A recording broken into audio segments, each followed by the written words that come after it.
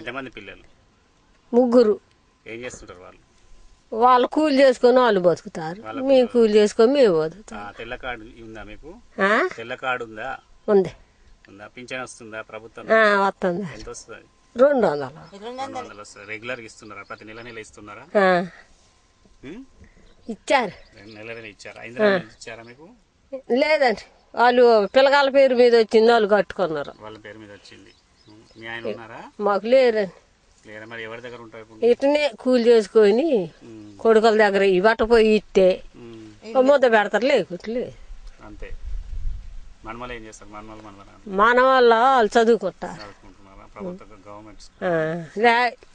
Government ఉద్యోగం అయిపోయింది వాళ్ళకి.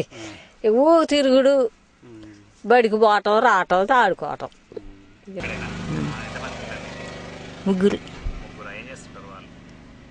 కూలి చేసుకోవటం. భూమి లేదు.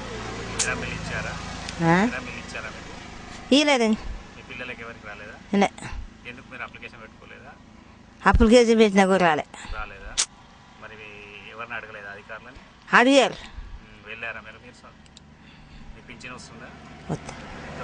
200.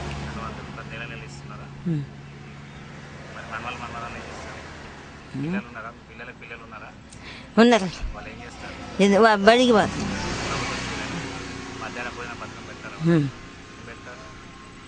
ఏం మరి